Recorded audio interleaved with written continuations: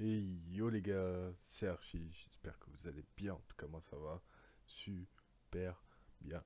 Aujourd'hui on se retrouve pour une petite vidéo, ça fait extrêmement plaisir de la faire, on va essayer de trouver des endroits cultes dans Guild Wars 2, sur Guild Wars 1, enfin de Guild Wars 1 dans Guild Wars 2. On va voir comment ils se sont transformés en 250 ans, etc. Et pour ça, j'ai décidé d'utiliser ce petit logiciel que vous pouvez voir devant mes yeux. Enfin, c'est pas vraiment un logiciel, en fait, c'est un site qui est accessible à tous, qui superpose toute la map de Thierry, donc tout ce qu'on peut explorer, etc. Et qui nous superpose en fait la map de Guild Wars 2 entière, plus la map de Guild Wars 1.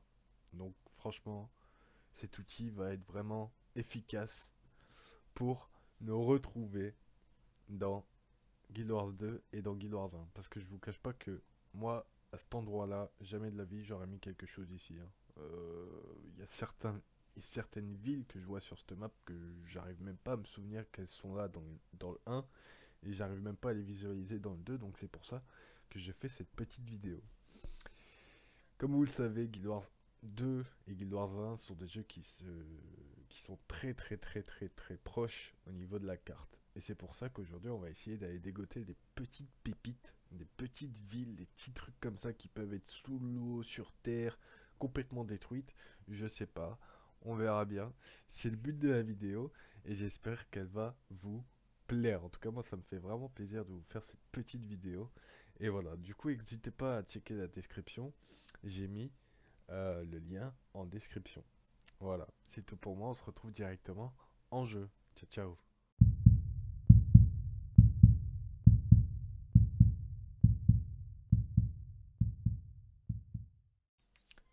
Et comme premier endroit, on va essayer de trouver Kamadan dans Guild Wars 2. Alors Kamadan, faut savoir que c'est la ville où il se passe tout. C'est vraiment la ville actuelle dans Guild Wars 1 où on peut vendre, où on peut acheter, où on peut échanger, où on peut trouver une guilde, où on peut tout faire. Et c'est ça que j'ai envie de retrouver dans Guild Wars 2. Après, je ne sais pas du tout comment ça va être dans Guild Wars 2, donc regardez un petit peu comment c'est fait dans Guild Wars 1. Je vous cache pas que c'est assez basique. Donc on a trois portails ici, on a un quatrième qui est là-bas. Je sais pas si les portails vont être représentés dans Guild Wars 2. Je vous cache pas que je fais ces vidéos et je prends des villes que j'ai jamais essayé de rechercher dans Guild Wars 2, à part certaines bien sûr, comme l'œil du Nord ou des trucs comme ça qu'on verra après. Mais là, je veux juste voir un peu Kamadan, comment ça a évolué dans Guild Wars 2. Donc là, vous pouvez voir, c'est vraiment très lumineux, tout est encore très joli, et j'ai hâte de voir comment ceci s'est transformé dans Guild Wars 2. Du coup, on va directement passer sur le site pour voir un petit peu comment ça se passe. Alors, on va juste sortir le site, pouf, comme ça par magie. Donc là, on va aller dans Nightfall. Donc Nightfall, c'est tout ce qui est au sud de la Thierry, et donc c'est ici. Voilà. Donc, théoriquement, il faut que j'aille exactement ici pour trouver Kamadan. Donc, toute cette partie-là, ce serait Kamadan. Voilà. Donc là, il y a le village de Chabek qui apparemment est sous l'eau. Et tout ça, c'était Kamadan. Donc, on va directement aller dans Guild Wars 2. Et on se retrouve juste après que j'ai lancé le jeu. A tout de suite. Et nous y voilà. Du coup, là, on est dans Guild Wars 2 et je me suis téléporté directement à l'Astralarium. Alors, c'est vrai que j'aurais pu aller regarder l'Astralarium. Mais je vous cache pas que l'Astralarium, je le sais déjà, l'a extrêmement changé. On verra juste après comment était l'Astralarium à l'époque de Guild Wars 1. Comme vous pouvez voir, c'est devenu énormissime. Alors que de base, c'est vraiment un tout petit avant-poste. Et qui n'était pas du tout comme ça. Donc là, on va directement aller voir ce qui nous intéresse. Donc, c'est tout ce qu'il y a ici. Donc moi j'avais un peu exploré, mais comme vous pouvez voir, j'ai même pas pris les points de passage, etc. J'avais juste fait un saut, mais je me souviens archi plus de comment c'était. Donc on va prendre le griffon et on va voyager directement vers là-bas. Je vais voir si je peux pas mettre un petit point de héros, voilà, un petit point de passage personnel pour savoir vers où je dois voler. Et c'est parti, nous allons directement là-bas, donc vous aurez un passage accéléré. Moi, non, je dois tout me taper à la main. A tout de suite.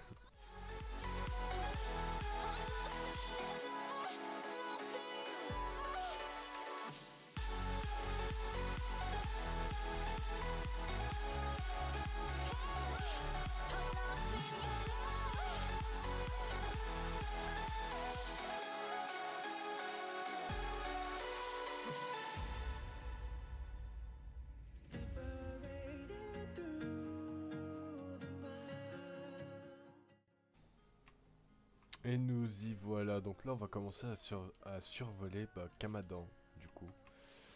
Qui m'a pas l'air en très très bon état. Je vous cache pas que c'est... Il y a un peu beaucoup de crâne à mon goût, je trouve. Pas que ce soit le Kamadan que l'on voit dans Guild Wars 1. Mais attendez, on va essayer d'avancer encore un petit peu plus. Il y a pas mal de mobs qui sont au sol. Donc on va essayer d'atterrir le plus loin possible. Pour pas se faire déchirer. Dès l'atterrissage, voilà. Donc là, je commence à me faire tirer dessus. C'est assez chaud. Hop, c'est bon, ça passe. Donc là, théoriquement, on a Kamadan. Oh là là. Alors attendez, il y a énormément de mobs. Je vais essayer de me mettre à un endroit où ils vont pas m'embêter.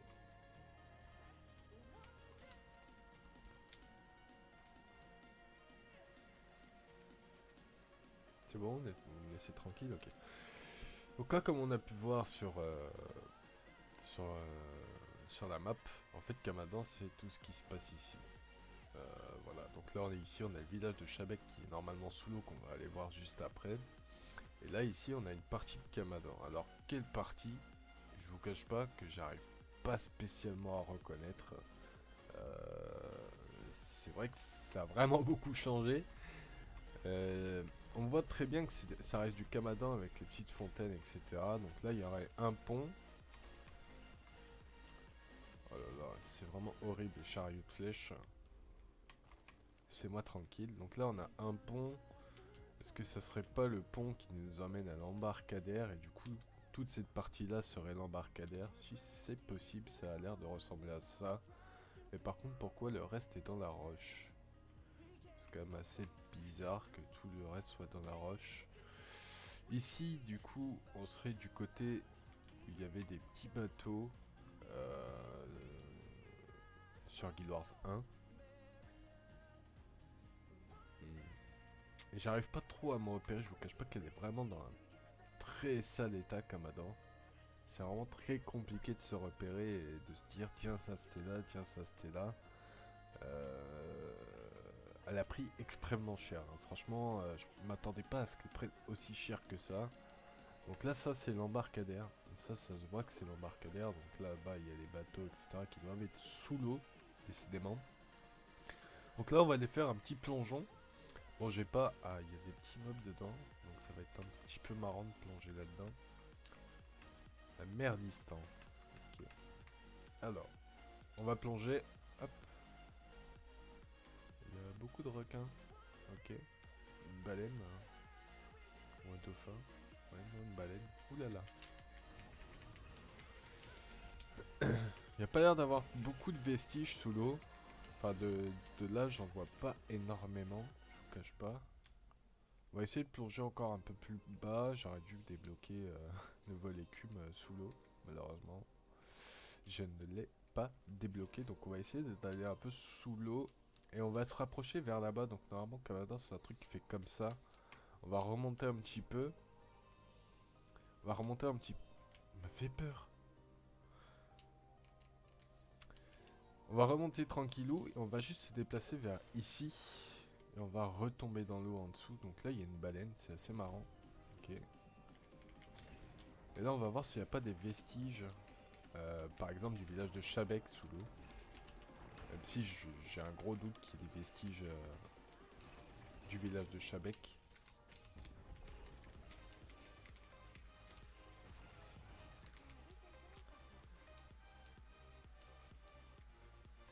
On va plonger. Hop. On va vraiment aller au plus bas possible. Donc normalement, si on regarde la carte, je suis pas trop mal.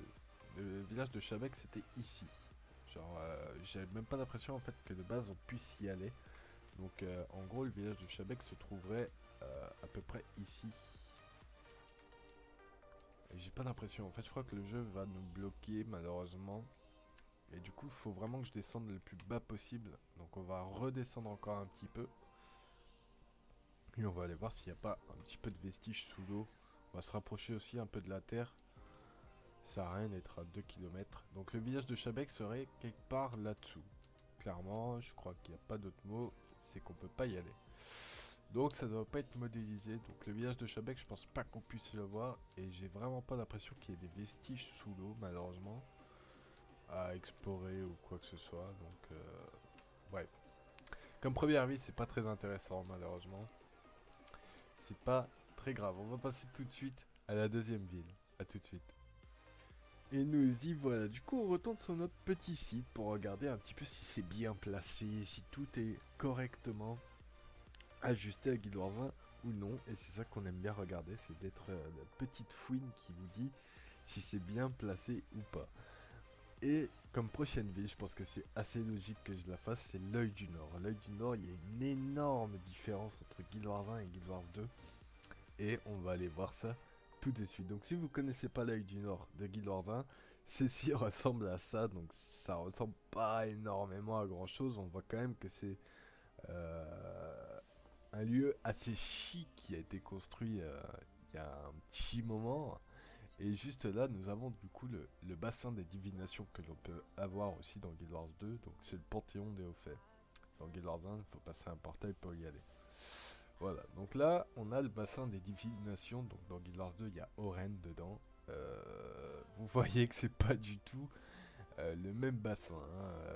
Ici, voilà, on a une petite flaque d'eau, on peut poster nos petits trucs à droite à gauche, mais il n'y a pas de, y a pas de petits trucs qui nous fait vibrer. Il y a peu de petits trucs qui nous fait vibrer comme sur Guild Wars 2.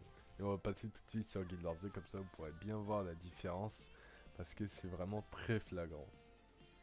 Voilà, donc là on est sur Guild Wars 2, et là vous pouvez voir déjà que c'est beaucoup plus grand. On a retiré les petites statues d'aigle qu'on pouvait voir sur les côtés. J'ai l'impression que la porte...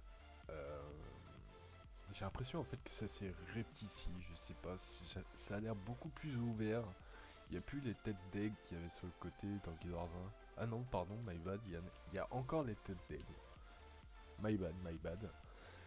Par contre, on peut voir qu'il y a eu quelques petits dégâts, comme vous pouvez voir ici, donc via l'histoire, je vais pas vous spoil, mais voilà, il y a eu quelques petits dégâts, et on va passer tout de suite du côté du bassin de la divination, qui a vraiment, pour le coup, énormément changé. Mais changé, je trouve, ça va, en bien. Après, c'est vrai que j'aurais bien aimé que cette partie-là, en fait, ce soit une zone personnelle. Dans le sens où tu pouvais revoir dans ce jeu ici tes exploits à toi dans Guild Wars 1. Alors, dit comme ça paraît fou. Mais on y est presque. Hein, parce que faut savoir que quand vous avez joué à Guild Wars 1, vous avez cette petite pierre de portail des Panthéons des Hauts-Faits. Et là, c'est complètement autre chose que ce que vous venez de voir. Donc, il y a deux sortes de l'œil du Nord. Il y a celle-ci, quand vous prenez la pierre, donc là, vous pouvez voir que c'est cassé. Déjà, c'est déjà cassé, c'est déjà dans un sale état. Là, ça a été un petit peu réparé. Mais là, ils nous ont fait un petit souvenir des coffres Xunlai. Mais vous pouvez voir que c'est... Je sais pas, il y a un truc qui change, il y a un petit truc. Ça a l'air vraiment beaucoup plus grand, alors qu'en vrai, ça reste quand même le même lieu. Et là, c'est pareil, j'aurais bien aimé pouvoir revoir les bannières et tout ce que tu as collectionné dans Guild Wars 1. Mais malheureusement, ça ne l'est pas en jeu. Bon, c'est pas grave, hein, bien sûr, ça doit être extrêmement compliqué d'importer du contenu de Guild Wars 1 sur Guild Wars 2 via le fait de connecter vos comptes, etc. et pouvoir les voir directement dans Guild Wars 2 et les rendre... comment expliquer ça? Les rendre visibles dans Guild Wars 2, ça doit être vraiment très compliqué de mettre ça en forme, donc on va pas leur en vouloir pour ça. Mais regardez-moi ce changement. Le bassin de divination a complètement débordé, hein. C'est devenu une mare le truc, alors que le bassin de base c'était juste ce petit cercle ici. Bon, bah maintenant c'est devenu un petit peu un lac. Comme vous pouvez voir, il y a quand même de la végétation dessus, c'est quand même assez drôle quand même qu'il y ait de la végétation, un nénuphar, etc. Et bon, voilà, ça a quand même extrêmement changé. On va repasser dans la version qui est accessible à tout le monde, entre guillemets. Même si vous pouvez avoir l'accessibilité de l'œil du Nord à un des PNJ. Donc comme moi je peux l'avoir avec le portail, vous pouvez aussi l'avoir en parlant à un des PNJ qui se trouve là-bas, là quelque part, qui vous dit montrez-moi l'œil du Nord avant mon arrivée. Du coup vous pourrez voir comment l'œil du Nord était. Et là comme on peut voir ça a vraiment beaucoup changé. Donc ça c'est vraiment lié à l'histoire dans Guild Wars 2. Le fait qu'il y ait un dragon, des cristaux partout, etc. Donc ça je vais pas vous spoil mais je vais... faites l'histoire et vous comprendrez qu'est-ce qui s'est passé et pourquoi on en est arrivé là. Du coup voilà, c'est tout pour l'œil du Nord. Donc là on a toujours le bassin des divinations qui maintenant nous TP à des endroits, etc. Alors qu'avant on pouvait y voir directement des visions.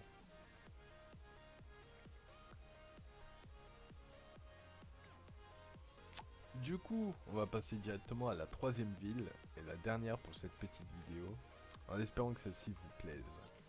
On se retrouve juste après. Et voici la troisième ville et la dernière que l'on va voir dans cette vidéo. Alors là, je pense que cette ville-là, c'est celle qui a le plus changé dans Guild Wars 2, c'est Ratasum. Ratasum est la capitale des Azura.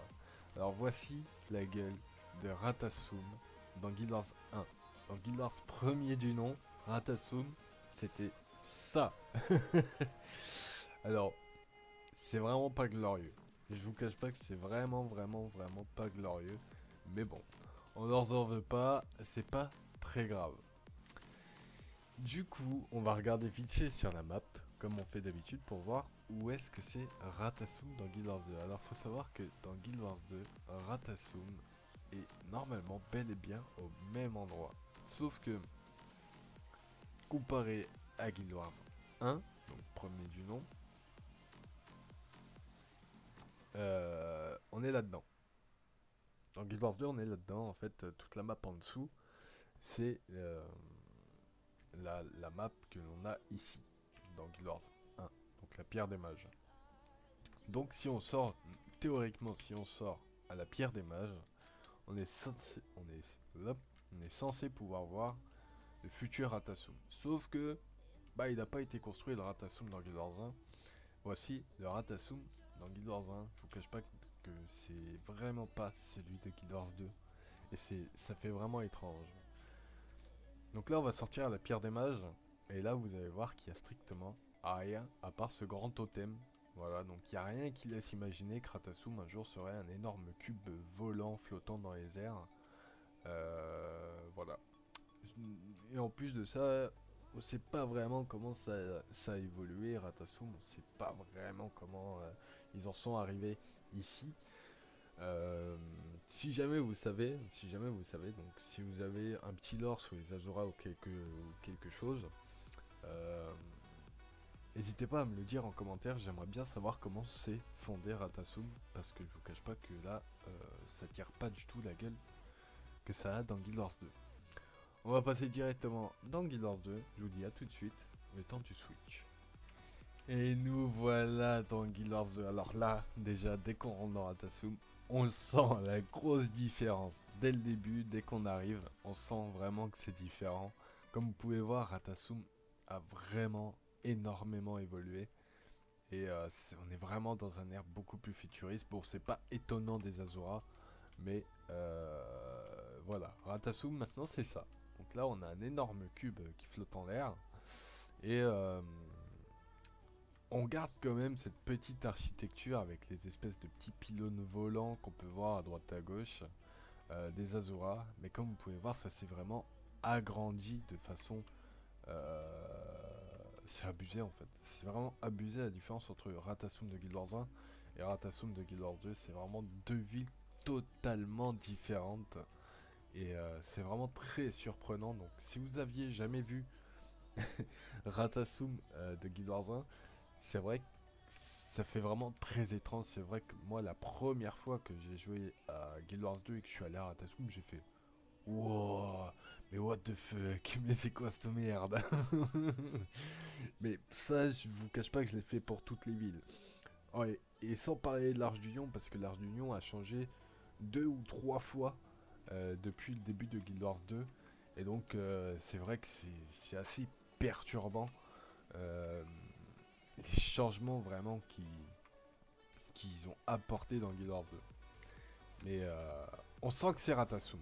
On sent que c'est Ratassoum, il y a beaucoup de vie, plein d'Azora, plein de petits trucs à grandes oreilles. On sent que c'est Ratassoum, on sent l'intelligence parce que les Azora sont vraiment des êtres hyper intelligents qui créent énormément de choses. Et c'est ça qui est vraiment très très badass. Franchement, Ratassoum, je trouve que c'est une ville vraiment magnifique dans Guild Wars 2. Comme vous pouvez voir, il y a des paysages de fou. Des paysages oufissimes quoi. Hein. Moi, je vais les explorer d'ailleurs. Ouais, sans mourir, peut-être que ça va me faire mourir, je sais pas. Mais vous pouvez voir que c'est genre vraiment oufissime de quoi ils sont passés dans Guild Wars 1 dans Guild Wars 2. Franchement, moi j'étais vraiment sur le cul la différence de Ratassoum de Guild Wars 1 à Guild Wars 2. Bon, bien sûr, celle-ci je connaissais la transformation, mais si jamais vous ne jouez que à Guild Wars 2, bah voilà, vous savez maintenant quelle transformation on a subi, nous les joueurs de Guild Wars 1, et voilà. Et c'est une très bonne surprise parce que je vous cache pas que Ratassoum, je pensais vraiment pas qu'elle allait rester debout, je pensais qu'elle allait être détruite ou quelque chose comme ça. Mais au final, c'est vraiment très très bien développé. Du coup, voilà, c'est tout pour cette petite vidéo. Franchement, j'espère que vous a fait plaisir. Si vous voulez voir d'autres villes et si vous aimez la série, euh, je ferai d'autres épisodes. Donc n'hésitez pas à lâcher votre petit abonnement, votre petit pouce bleu, ça fait extrêmement plaisir. Et dites-moi en commentaire quelle ville vous voudriez voir sur Guild Wars 1, dans Guild Wars 2 bien sûr, si j'arrive à les trouver. Bien sûr, on va essayer de compter sur notre cher ami Datchaman pour trouver le contenu qui vous intéresse. Et j'espère que cette vidéo vous aura plu. On se retrouve très bientôt dans de prochaines vidéos. En tout cas, moi, ça me fait extrêmement plaisir de revisiter les villes, entre guillemets, de Guild Wars 1 à Guild Wars 2. Et je pense que beaucoup d'entre vous n'ont pas vraiment fait attention à ce genre de détails. Et c'est pour ça que je souhaite en faire part. Du coup, voilà. Alors, si vous avez jamais vu sur ma chaîne, il y a aussi une différence d'armes qu'on retrouve dans Guild Wars 1 qu'on peut retrouver dans Guild Wars 2. Et cette série-là, c'est pareil, je ne l'ai pas continué, mais si vous souhaitez que je continue à chercher des choses dans Guild Wars 1 et les retransmettre dans Guild Wars 2, explosez-moi cette barre de pouce bleu, faites-moi plaisir, mettez plein de commentaires et je serai vraiment motivé à vous faire plusieurs épisodes si jamais ça vous intéresse. Sur ce, je vous fais des gros bisous, on se retrouve pour une prochaine vidéo. Ciao ciao, c'était Archie.